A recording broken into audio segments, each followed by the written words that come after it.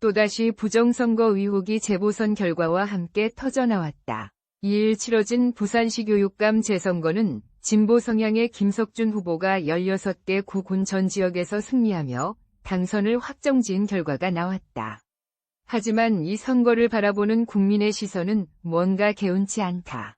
특히 투표 전후로 제기된 CCTV 정지 영상과 부정선거부 패방지대의 고발 조치는 단순한 의혹 차원을 넘어선 심각한 경고로 받아들여져야 한다. 국민의 의혹을 산 건 사전투표 보관소 CCTV 영상의 정지 상태였다.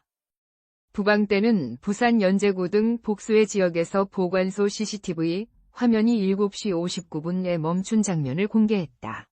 이는 해당 장면이 실시간이 아닌 정지 영상임을 뜻한다. 즉 생중계로 부정선거가 불가능하다는 선관위의 주장을 정면으로 반박하는 결정적 반증이 된다. 더욱이 이러한 의혹이 제기된 것은 어제 오늘 일이 아니다. 2020년 4.15 총선 이래 각종 사전투표와 개표 결과에 대한 수많은 부정 의혹이 누적되어 왔다. 우선 사전투표에서 나타나는 일정한 득표율, 형상기억용지라 불리는 빳빳한 투표용지 다발, 투표관리관 도장의 글자가 보이지 않게 뭉개진 일장기 투표지 등 이런 현상들을 모두 그저 일부의 실수로 치부하기엔 이미 국민의 신뢰가 흔들리고 있다. 4.2 재보선의 부산교육감 선거 결과만 보더라도 본투표에 참여한 43만여 명 중에서는 보수 후보가 앞섰지만 적은 수의 사전투표에서는 거꾸로 대패하는 기적이 일어났다.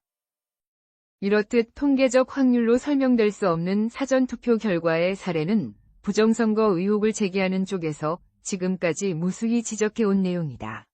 이번 선거와 관련해서 정부와 선관위는 즉각 부산교육감 사전투표 보관소 CCTV 영상 전체를 국민 앞에 투명하게 공개하고 시간이 멈춰진 부분에 대해 해명해야 한다.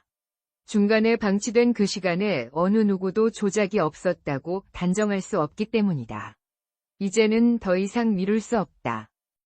이대로 논란이 많은 사전투표를 계속 둘 것인가? 반복되는 의혹과 불신의 늪 속에서 국민을 더 방치할 것인가? 아니면 지금이라도 투명하고 신뢰받는 선거 시스템으로의 전환을 모색할 것인가?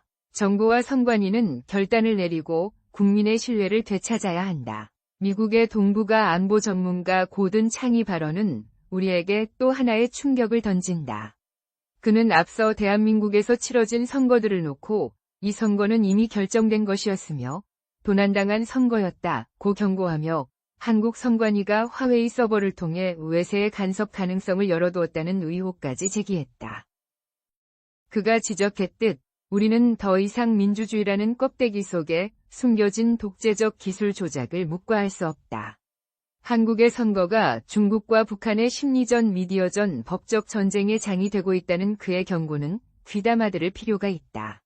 이런 상황에서 국민의 불신이 최고조에 달할 수밖에 없는 건 당연하다. 윤석열 전 대통령이 비상계엄 발령을 검토했던 배경 중 하나도 바로 이러한 부정선거 의혹이었다.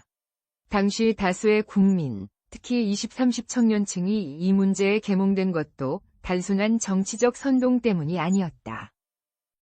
드러난 수많은 정황과 증거들을 확인하고 결국 우리 사회가 민주주의의 위기 앞에 놓여 있다는 깊은 위기의식으로 이어졌기 때문이다.